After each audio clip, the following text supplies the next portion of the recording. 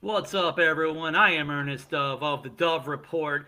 This might be my final individual trade analysis talk. The New York Mets at the 10th or 9th-ish, 10th, 11th hour make the trade. New York Mets, Chicago Cubs. They package players finally. The Mets go for Holmes and Tyrone Taylor to the Cubs for their new number one overall Mets prospect, infielder Jefferson Rojas. Again, even it's already been stated, even publicly now, Pipeline already immediately put him number one in the New York Mets farm system. Let's get into it.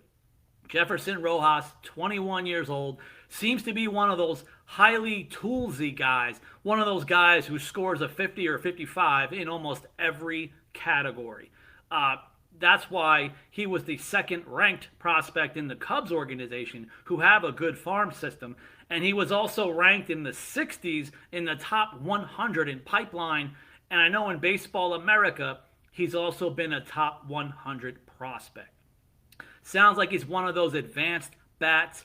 As far as the slash lines and box scores, Jefferson Rojas in Double-A, he's a 21-year-old already in Double-A, 15 home runs, 19 doubles, hitting .270, 35 walks to 64 Ks.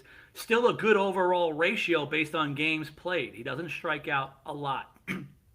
Also has an 800 OPS, 17 stolen bases, which to me is interesting because when you get into some of the comments scouting information on Jefferson Rojas, they say he doesn't really have a lot of foot speed, but maybe he's like a version of Juan Soto.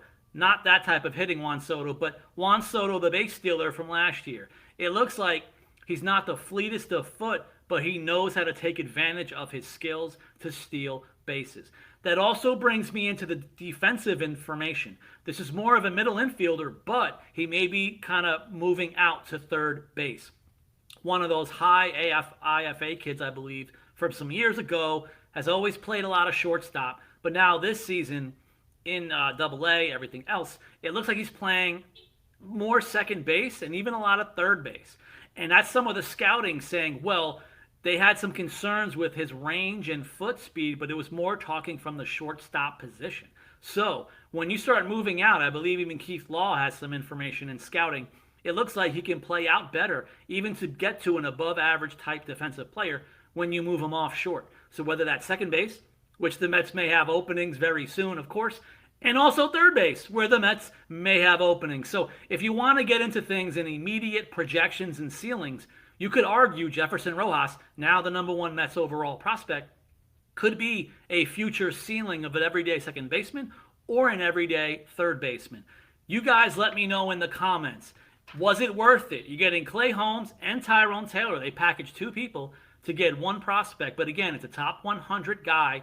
He could technically even fill some needs with an ETA that could be as soon as next season. Are you guys happy with this? Are you happy with the overall trade deadline at this point with some of the final day pickings, getting maybe a new top 10 guy in the Weaver trade, and now a new number one overall from the Cubs?